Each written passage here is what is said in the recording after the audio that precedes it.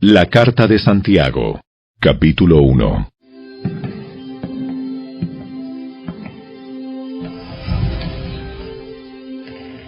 Yo, Santiago, esclavo de Dios y del Señor Jesucristo, escribo esta carta a las 12 tribus, los creyentes judíos que están dispersos por el mundo. Reciban mis saludos. Amados hermanos, cuando tengan que enfrentar cualquier tipo de problemas, considérenlo como un tiempo para alegrarse mucho, porque ustedes saben que siempre que se pone a prueba la fe, la constancia tiene una oportunidad para desarrollarse. Así que dejen que crezca, pues una vez que su constancia se haya desarrollado plenamente, serán perfectos y completos, y no les faltará nada. Si necesitan sabiduría, pídansela a nuestro generoso Dios, y Él se las dará, no los reprenderá por pedirla. Cuando se la pidan, asegúrense de que su fe sea solamente en Dios, y no duden, porque una persona que duda tiene la lealtad dividida, y es tan inestable como una ola del mar que el viento arrastra y empuja de un lado a otro. Esas personas no deberían esperar nada del Señor. Su lealtad está dividida entre Dios y el mundo y son inestables en todo lo que hacen. Los creyentes que son pobres pueden estar orgullosos porque Dios los ha honrado. Y los que son ricos deberían estar orgullosos de que Dios los ha humillado. Se marchitarán como una pequeña flor de campo. Cuando el sol calienta mucho y se seca el pasto, la flor pierde fuerza, cae y desaparece su belleza. De la misma manera se marchitarán los ricos junto con todos sus logros. Dios bendice a los que soportan con paciencia las pruebas y las tentaciones, porque después de superarlas, recibirán la corona de vida que Dios ha prometido a quienes lo aman. Cuando sean tentados, acuérdense de no decir, Dios me está tentando. Dios nunca es tentado a hacer el mal y jamás tienta a nadie. La tentación viene de nuestros propios deseos, los cuales nos seducen y nos arrastran. De esos deseos nacen los actos pecaminosos, y el pecado, cuando se deja crecer, da luz a la muerte. Así que no se dejen engañar, mis amados hermanos. Todo lo que es bueno y perfecto es un regalo que desciende a nosotros de parte de Dios nuestro Padre, quien creó todas las luces de los cielos. Él nunca cambia ni varía como una sombra en movimiento. Él, por su propia voluntad, nos hizo nacer de nuevo por medio de la palabra de verdad que nos dio, y de toda la creación nosotros llegamos a ser su valiosa posesión. Mis amados hermanos, quiero que entiendan lo siguiente. Todos ustedes deben ser rápidos para escuchar, lentos para hablar y lentos para enojarse. El enojo humano no produce la rectitud que Dios desea. Así que quiten de su vida todo lo malo y lo sucio, y acepten con humildad la palabra que Dios les ha sembrado en el corazón, porque tiene el poder para salvar su alma. No solo escuchen la palabra de Dios, tienen que ponerla en práctica. De lo contrario, solamente se engañan a sí mismos. Pues si escuchas la palabra pero no la obedeces, sería como ver tu cara en un espejo. Te ves a ti mismo, luego te alejas y te olvidas cómo eres. Pero si miras atentamente en la ley perfecta que te hace libre y la pones en práctica, y no olvidas lo que escuchaste, entonces Dios te bendecirá por tu obediencia. Si afirmas ser religioso pero no controlas tu lengua, te engañas a ti mismo, y tu religión no vale nada. La religión pura y verdadera a los ojos de Dios Padre consiste en ocuparse de los huérfanos y de las viudas en sus aflicciones y no dejar que el mundo te corrompa.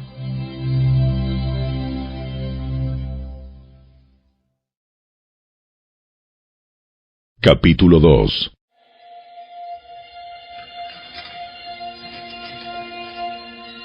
Mis amados hermanos, ¿cómo pueden afirmar que tienen fe en nuestro glorioso Señor Jesucristo si favorecen más a algunas personas que a otras? Por ejemplo, supongamos que alguien llega a su reunión vestido con ropa elegante y joyas costosas, y al mismo tiempo entra una persona pobre y con ropa sucia. Si ustedes le dan un trato preferencial a la persona rica, y le dan un buen asiento, pero al pobre le dicen, tú puedes quedarte de pie allá o bien sentarte en el piso.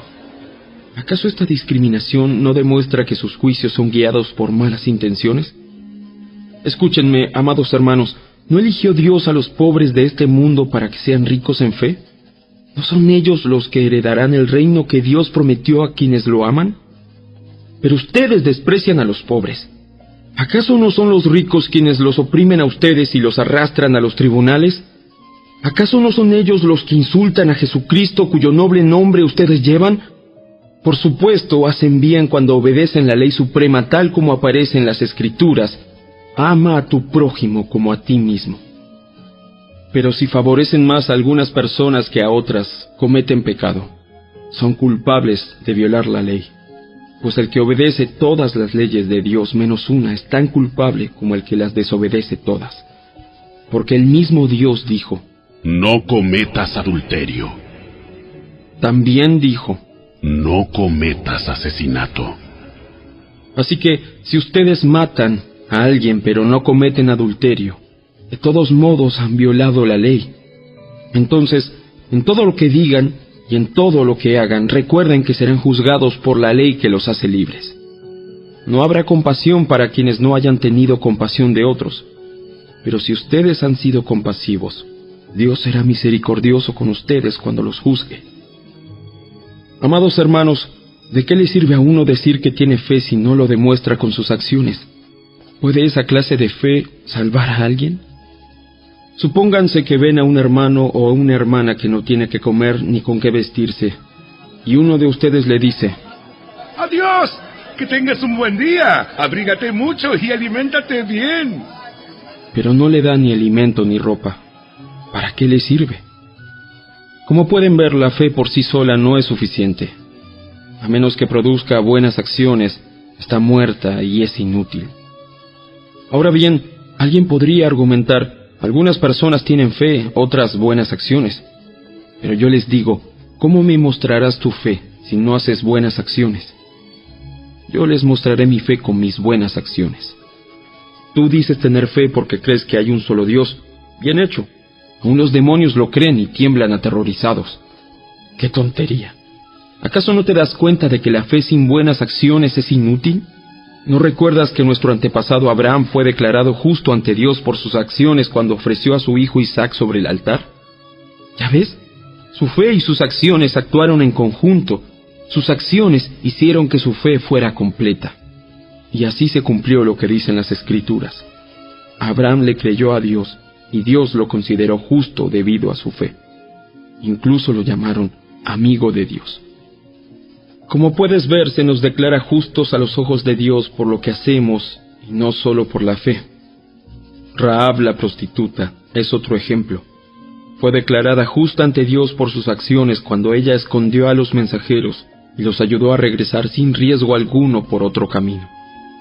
Así como el cuerpo sin aliento está muerto, así también la fe sin buenas acciones está muerta.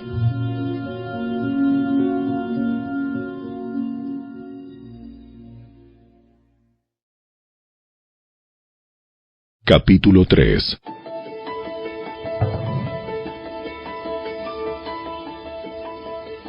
Amados hermanos, no muchos deberían llegar a ser maestros en la iglesia, porque los que enseñamos seremos juzgados de una manera más estricta. Es cierto que todos cometemos muchos errores, pues si pudiéramos dominar la lengua, seríamos perfectos, capaces de controlarnos en todo sentido. Podemos hacer que un caballo vaya a donde queramos si le ponemos un pequeño freno en la boca. También un pequeño timón hace que un enorme barco gire a donde desee el capitán, por fuertes que sean los vientos. De la misma manera, la lengua es algo pequeño que pronuncia grandes discursos. Así también una sola chispa puede incendiar todo un bosque. De todas las partes del cuerpo, la lengua es una llama de fuego. Es un mundo entero de maldad que corrompe todo el cuerpo. Puede incendiar toda la vida porque el infierno mismo la enciende. El ser humano puede domar toda clase de animales, aves, reptiles y peces, pero nadie puede domar la lengua. Es maligna e incansable, llena de veneno mortal. A veces alaba a nuestro Señor y Padre y otras veces maldice a quienes Dios creó a su propia imagen. Y así, la bendición y la maldición salen de la misma boca. Sin duda, hermanos míos, eso no está bien. ¿Acaso puede brotar de un mismo manantial agua dulce y agua amarga? ¿Acaso una higuera puede dar aceitunas o una vid higos? No.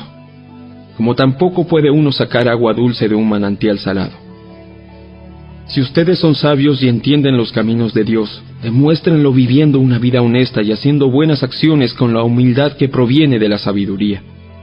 Pero si tienen envidias amargas y ambiciones egoístas en el corazón, no encubran la verdad con jactancias y mentiras, pues la envidia y el egoísmo no forman parte de la sabiduría que proviene de Dios.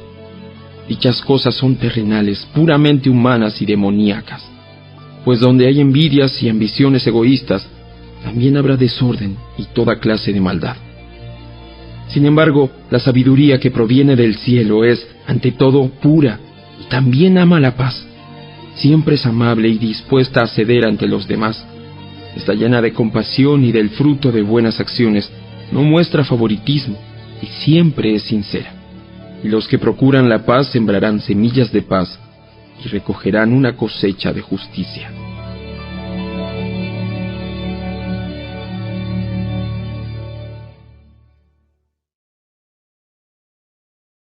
Capítulo 4. ¿Qué es lo que causa las disputas y las peleas entre ustedes? ¿Acaso no surgen de los malos deseos que combaten en su interior?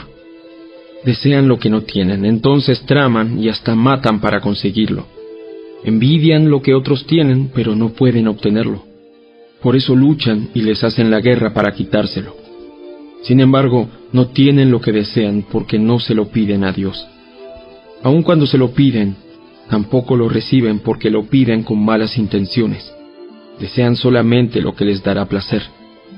Adúlteros, ¿no se dan cuenta de que la amistad con el mundo los convierte en enemigos de Dios? Lo repito, si alguien quiere ser amigo del mundo, se hace enemigo de Dios. ¿Acaso piensan que las Escrituras no significan nada? Ellas dicen que Dios desea fervientemente que el Espíritu que puso dentro de nosotros le sea fiel. Y Él da gracia con generosidad. Como dicen las Escrituras, Dios se opone a los orgullosos, pero da gracia a los humildes. Así que humíllense delante de Dios, resistan al diablo, y Él huirá de ustedes. Acérquense a Dios, y Dios se acercará a ustedes. Lávense las manos, pecadores, purifiquen su corazón, porque su lealtad está dividida entre Dios y el mundo. Derramen lágrimas por lo que han hecho, que haya lamento y profundo dolor, que haya llanto en lugar de risa y tristeza en lugar de alegría. Humíllense delante del Señor, y Él los levantará con honor. Amados hermanos, no hablen mal los unos de los otros. Si se critican y se juzgan entre ustedes, entonces critican y juzgan la ley de Dios. En cambio, les corresponde obedecer la ley, no hacer la función de jueces. Solo Dios, quien ha dado la ley, es el juez. Solamente Él tiene el poder para salvar o destruir. Entonces, ¿qué derecho tienes tú para juzgar a tu prójimo? Presten atención, ustedes que dicen, hoy o mañana iremos a tal o cual ciudad y nos quedaremos un año. Haremos negocios allí y ganaremos dinero. ¿Cómo saben qué será de su vida el día de mañana? La vida de ustedes es como la neblina del amanecer.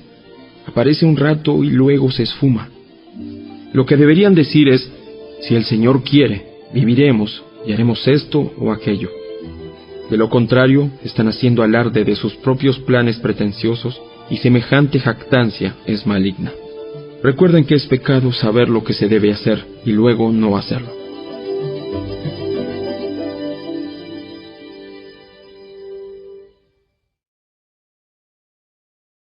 Capítulo 5. Presten atención ustedes los ricos. Lloren y giman con angustia por todas las calamidades que les esperan. Su riqueza se está pudriendo y su ropa fina son trapos carcomidos por polillas. Su oro y plata se han corroído. Las mismas riquezas con las que contaban les consumirán la carne como lo hace el fuego. El tesoro corroído que han amontonado testificará contra ustedes el día del juicio. Así que escuchen, oigan las protestas de los obreros del campo a quienes estafaron con el salario. Los reclamos de quienes les cosechan sus campos han llegado a los oídos del Señor de los ejércitos celestiales. Sus años sobre la tierra los han pasado con lujos, satisfaciendo todos y cada uno de sus deseos. Se han dejado engordar para el día de la matanza. Han condenado y matado a personas inocentes que no ponían resistencia. Amados hermanos, tengan paciencia mientras esperan el regreso del Señor. Piensen en los agricultores que con paciencia esperan las lluvias en el otoño y la primavera. Con ansias esperan a que maduren los preciosos cultivos. Ustedes también deben ser pacientes. Anímense porque la venida del Señor está cerca. Hermanos, no se quejen unos de otros o serán juzgados. Pues miren, el juez ya está en la puerta. Amados hermanos, tomen como ejemplo de paciencia durante el sufrimiento a los profetas que hablaron en nombre del Señor. Honramos en gran manera a quienes resisten con firmeza en tiempo de dolor. Por ejemplo, han oído hablar de Job, un hombre de gran perseverancia. Pueden ver cómo al final el Señor fue bueno con él, porque el Señor está lleno de ternura y misericordia. Pero sobre todo, hermanos míos, nunca juren por el cielo ni por la tierra ni por ninguna otra cosa. Simplemente digan sí o no, para que no pequen y sean condenados. ¿Alguno de ustedes está pasando por dificultades? Que ore. ¿Alguno está feliz? Que cante alabanzas. ¿Alguno está enfermo? Que llame a los ancianos de la iglesia para que vengan y oren por él y lo unjan con aceite en el nombre del Señor. Una oración ofrecida con fe sanará al enfermo y el Señor hará que se recupere, y si ha cometido pecados, será perdonado. Confiésense los pecados unos a otros y oren los unos por los otros para que sean sanados. La oración ferviente de una persona justa tiene mucho poder y da resultados maravillosos. Elías era tan humano como cualquiera de nosotros. Sin embargo, cuando oró con fervor para que no cayera lluvia, no llovió durante 3 años y medio. Más tarde, cuando volvió a orar, el cielo envió lluvia y la tierra comenzó a dar cosechas. Mis amados hermanos, si alguno de ustedes se aparta de la verdad y otro lo hace volver, pueden estar seguros de que quien haga volver al pecador de su mal camino, salvará a esa persona de la muerte y traerá como resultado el perdón de muchos pecados.